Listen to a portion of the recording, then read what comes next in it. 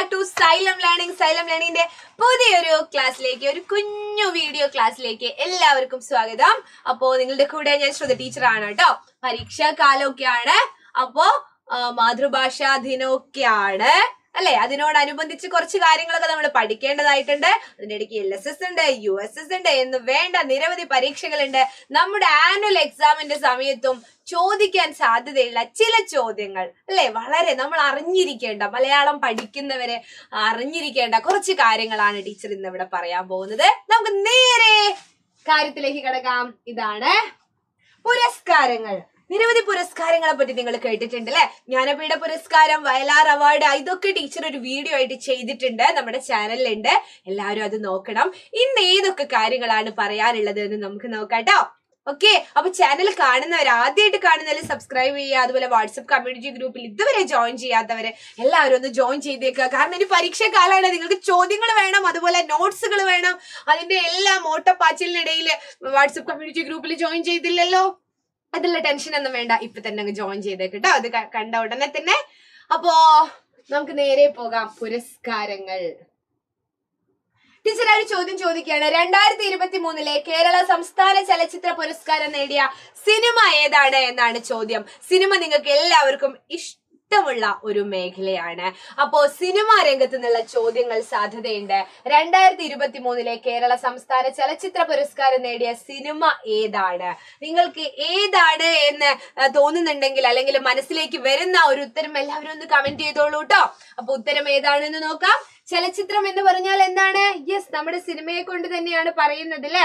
സിനിമയെ കൊണ്ട് തന്നെയാണ് പറയുന്നത്. ചലച്ചിത്രം എന്ന് പറഞ്ഞാൽ സിനിമ എന്നാണ് കേട്ടാ. ചലച്ചിത്രം സിനിമയെ കൊണ്ടാണ് നമ്മൾ പറയുന്നത്. അപ്പോൾ അതിലൊരു കൺഫ്യൂഷൻ വേണ്ട. നമ്മുടെ കേരളത്തിന്റെ സംസ്ഥാന ചലച്ചിത്ര പുരസ്കാരം നേടിയ സിനിമ ഏതാണ്? അതും ഏതാണ് വർഷം? 2023 22 ഒന്നല്ല ചോദിക്കുന്നത്. അപ്പോൾ ഉത്തരം ഇതാണ്, നൻപകൽ നേരത്ത് മയക്കം. നൻപകൽ നേരത്ത് മയക്കം ആരാണ്? സൂപ്പർ സ്റ്റാർ നമ്മുടെ മമ്മൂക്കയാണ്. മമ്മൂട്ടി അഭിനയിച്ച അതിമികച്ച ഒരു സിനിമയാണ് അല്ലെ. മമ്മൂക്ക അഭിനയിച്ച നൻപകൽ നേരത്ത് മയക്കം എന്ന് പറയുന്ന സിനിമയാണ്. ഇതിന്റെ സംവിധായകൻ എന്ന് പറയുന്നത് ലിജോ ജോസ് പെല്ലിശ്ശേരിയാണ്. അതും കൂടെ ഒന്ന് ഓർത്തു വെക്കുക. നൻപകൽ നേരത്ത് മയക്കം എന്ന് പറയുന്ന സിനിമയുടെ സംവിധായകൻ ആരാണ് എന്ന് ചോദിച്ചാലും നിങ്ങൾക്ക് ഉത്തരമുണ്ടായിരിക്കണം. സംവിധായകൻ. അഭിനയിച്ചത്, നായകനായിട്ടുള്ളത് മമ്മൂക്കയാണ് അല്ലെ. മമ്മൂട്ടി എന്ന് ഉത്തരം എഴുതാം. ലിജോ ജോസ് പെല്ലിശ്ശേരി.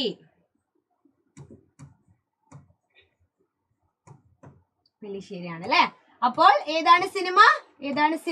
ഇപ്പൊ തന്നെ പഠിച്ചോളൂ. നൻപകൽ നേരത്ത് മയക്കം. എനിക്ക് തോന്നുന്നത് ഈ ചോദ്യം എല്ലാവർക്കും അറിയാൻ സാധ്യതയുണ്ട് എന്നാണ്. എല്ലാവരും ഞാനിത് പറയുമ്പോ അവിടുന്ന് ഉത്തരങ്ങൾ വിളിച്ചു പറയുന്നുണ്ടാവണം അല്ലെ. അടുത്ത ചോദ്യത്തിലേക്ക് പോകാം. എഴുത്തച്ഛൻ പുരസ്കാരമാണ്. 2023 എഴുത്തച്ഛൻ പുരസ്കാരം നേടിയത് ആരാണ് എന്നാണ്. 4 ഓപ്ഷനുകൾ ഇവിടെ ഉണ്ട്. ഇതിൽ ആർക്കാണ് എഴുത്തച്ഛൻ പുരസ്കാരം 2023 ലഭിച്ചത് എന്നാണ്. SK വസന്തനാണ്. Doctor SK Vasanthan, Sethu, P Vatsala, Zacharia. ആർക്കാണ്? SK വസന്തനാണോ, സേതുവിനാണോ, P വത്സലയ്ക്കാണോ, സക്കറിയയ്ക്കാണോ? ഉത്തരം എന്ന് പറയുന്നത് മക്കളെ SK വസന്തനാണ്. Doctor SK Vasanthan. അദ്ദേഹത്തിനാണ് 2023 എഴുത്തച്ഛൻ പുരസ്കാരം ലഭിച്ചത്. 2023. ഇനി ഓപ്ഷനിലുള്ള ബാക്കിയുള്ളവർക്ക് ലഭിച്ചത്, എഴുത്തച്ഛൻ പുരസ്കാരം ലഭിച്ചിട്ടുണ്ട്. ഓപ്ഷനിലെ ബാക്കി 3 പേരുണ്ടായിരുന്നു. അവരുടെ വർഷം നമുക്കൊന്ന് നോക്കാം. ഇത് 2023 ആണെങ്കിൽ ഇത് സേതുവിന് 2022 P വത്സലയ്ക്ക് 2021 ഇതിന്റെ തൊട്ട് മുന്നത്തെ വർഷം അല്ലെ. പിന്നെ സക്കറിയയ്ക്ക് 2020. അപ്പൊ 3 പേരെയും നമ്മള് ഒന്ന് ഓർത്ത് വെക്കുക, ഒന്ന് മനസ്സിലാക്കി വെക്കുക. ഒട്ടും പഠിക്കാൻ ബുദ്ധിമുട്ടാണെങ്കിൽ 2023 SK വസന്തനെയും നിങ്ങൾ ഓർക്കുക.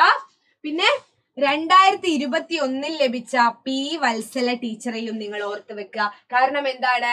വത്സല ടീച്ചർ ഈയിടെയാണ് മരണപ്പെട്ടത്. അപ്പൊ ടീച്ചറിനെ പറ്റിയുള്ള ഒരു ചോദ്യം നിങ്ങൾക്ക് ചോദിക്കാൻ സാധ്യതയുള്ള ഒരു ചോദ്യമാണ്. അത് ടീച്ചർക്ക് തോന്നിയതുകൊണ്ടാണ് അത് പറഞ്ഞത്. P വത്സല വത്സല ടീച്ചർ നോക്കാം നമുക്ക്. P വത്സല ടീച്ചർ ഇവര് മരിച്ചിട്ടുണ്ട്. അപ്പൊ അവരുടെ ആത്മകഥയുടെ പേരും കൂടെ നമ്മൾ ഒന്ന് പഠിക്കുക. കിളിക്കാലം P വത്സലയുടെ ആത്മകഥയുടെ പേര് കിളിക്കാലം എന്നാണ്. കിളിക്കാലം എന്നാണ്. അതും കൂടെ ഒന്ന് ഓർത്ത് വെക്കുക. കാരണം എന്താണ്, വത്സല ടീച്ചർ ഈയിടെ മരിച്ച അല്ലെങ്കിൽ അന്തരിച്ച ഒരു മരണപ്പെട്ട എഴുത്തുകാരി എന്നുള്ള നിലയിൽ ഈ ചോദ്യം നമ്മൾ അറിഞ്ഞിരിക്കുക. അപ്പോ 2022, 2021, 2020 നമ്മൾ പഠിച്ചു. 2023 SK വസന്തനാണ്. ആദ്യം എഴുത്തച്ഛൻ പുരസ്കാരം ലഭിച്ചത് ആർക്കാണ്? ശൂരനാട് കുഞ്ഞൻ പിള്ള. കുഞ്ഞനാണ് അച്ഛൻ എന്ന് ഓർത്താ മതി. ശൂരനാട് കുഞ്ഞൻ പിള്ളയ്ക്കാണ് എപ്പോ ആദ്യത്തെ, അല്ലേ? നമ്മൾ ഇപ്പൊ ഉള്ളത് പഠിക്കുമ്പോ ആദ്യത്തെ കൂടെ പഠിച്ചു വെക്കുക. അപ്പൊ ആദ്യത്തെ എഴുത്തച്ഛൻ പുരസ്കാരം ലഭിച്ചത് ശൂരനാട് കുഞ്ഞൻ പിള്ളയാണ്. അപ്പൊ എഴുത്തച്ഛൻ കുഞ്ഞൻ എന്ന് ഓർത്താ മതി. അച്ഛൻ കുഞ്ഞനാണ്, അച്ഛൻ കുഞ്ഞനാണ് എന്ന് ഓർത്താ മതി കേട്ടോ. ഫസ്റ്റ് ശൂരനാട് കുഞ്ഞൻ പിള്ളയ്ക്കാണ് ആദ്യ എഴുത്തച്ഛൻ പുരസ്കാരം. ഇപ്പോഴത്തത് 2023 SK വസന്തൻ. ടീച്ചർ അടുത്തതിലേക്ക് പോവാണ്. വത്സല ടീച്ചറത് കാര്യം ഒന്ന് ഓർക്കണം എന്ന് പറഞ്ഞു. ഇനിയുള്ള പുരസ്കാരം സംസ്ഥാന ചലച്ചിത്ര പുരസ്കാരം നമ്മൾ നോക്കി, സിനിമ നോക്കി. അത് കഴിഞ്ഞിട്ട് എഴുത്തച്ഛൻ പുരസ്കാരം നോക്കി. ഇനി ഓടക്കുഴൽ. ഓടക്കുഴൽ നാദം കേൾക്കുന്നുണ്ടോ? ആരാണ് ഓടക്കുഴൽ നാദം? ഓടക്കുഴൽ ഊതാർ ആരാണ്? കൃഷ്ണനാണ് അല്ലേ? അപ്പൊ നമ്മുടെ ഉത്തരത്തിന് കൃഷ്ണനുമായിട്ട് എന്തോ ഒരു ബന്ധമുണ്ട് എന്നാണ് എനിക്ക് തോന്നുന്നത്. 2023 ഓടക്കുഴൽ അവാർഡ് ലഭിച്ചത് PN Gopikrishnan, Ambikasudhan Mangad, Sarah Joseph, N Prabhakaran. Teacher അങ്ങനെ പറഞ്ഞത് കൊണ്ട് നിങ്ങൾ ഉത്തരം ഉറപ്പിക്കും. PN ഗോപികൃഷ്ണനാണ് 2023 ഓടക്കുഴൽ അവാർഡ് നേടിയത് അല്ലെ? PN ഗോപികൃഷ്ണൻ. മറന്നു പോകല്ലേ? PN ഗോപികൃഷ്ണനാണ് 2023 ഓടക്കുഴൽ അവാർഡ്. ഇനി ബാക്കിയുള്ളവരെയും കൂടി നമുക്കൊന്ന് നോക്കാം. PN ഗോപികൃഷ്ണന്റെ കവിത മാംസഭോജിയാണ്. കവിത മാംസഭോജിയാണ് എന്ന് പറയുന്ന കവിതാ സമാഹാരത്തിനാണ് അവാർഡ് കിട്ടിയത് കേട്ടോ. ഓടക്കുഴൽ അവാർഡ് കൃതികൾക്കാണ് നൽകാറ്. അപ്പോൾ കവിത മാംസഭോജിയാണ് എന്ന കവിതാ സമാഹാരത്തിനാണ് PN ഗോപികൃഷ്ണൻ അവാർഡ് കിട്ടിയത്. ഇനി ബാക്കിയുള്ളവർ അംബികാസുധൻ മാങ്ങാടായിരുന്നു അടുത്ത ഓപ്ഷനിലുള്ള ആള്.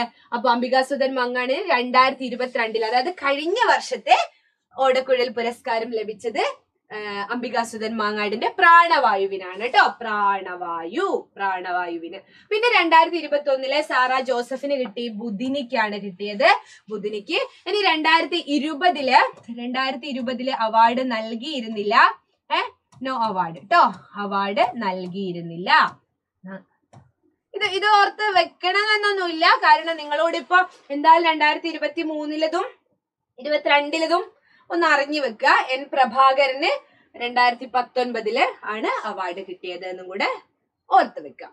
ഇനി നിങ്ങളോട് ഇന്ന് കുറച്ച് കാര്യങ്ങൾ നമ്മൾ പഠിച്ചു. കൂടുതൽ കാര്യങ്ങൾ നമുക്ക് ലൈവ് ക്ലാസ്സുകളിലൊക്കെ ഡിസ്കസ് ചെയ്യേണ്ടതായിട്ടുണ്ട്. ഇന്നത്തെ നിങ്ങൾക്കുള്ള ചോദ്യം ഇതാണ്: അഗ്നിസാക്ഷി ആരുടെ കൃതിയാണ്? കാരണം ഇതൊരു ആദ്യത്തെ ഒരു അവാർഡ് നേടിയ ഒരു കൃതിയാണ്. അഗ്നിസാക്ഷി എന്ന് പറയുന്നത് ആരുടെ കൃതിയാണ്? നിങ്ങൾ ഇപ്പൊ തന്നെ കമന്റ് ചെയ്യുക. ഇപ്പൊ തന്നെ നിങ്ങള് ഇതിനുള്ള ഉത്തരം കമന്റ് ആയിട്ട് എഴുതുക. അതേപോലെ ഇത്തരത്തിലുള്ള ക്ലാസ്സുകൾ നിങ്ങൾക്ക് യൂസ്ഫുൾ ആണോ എന്നും കൂടെ കമന്റ് ചെയ്യുക. അപ്പൊ മറ്റു ചോദ്യങ്ങളും ഉത്തരങ്ങളും അല്ലെങ്കിൽ മറ്റൊരു അടിപൊളി ക്ലാസ്സുമായിട്ട് ടീച്ചർ ഇനിയും വരുന്നതായിരിക്കും. അതുവരേക്കും bye. It's me Shruthi Vaishakh from Xylem learning.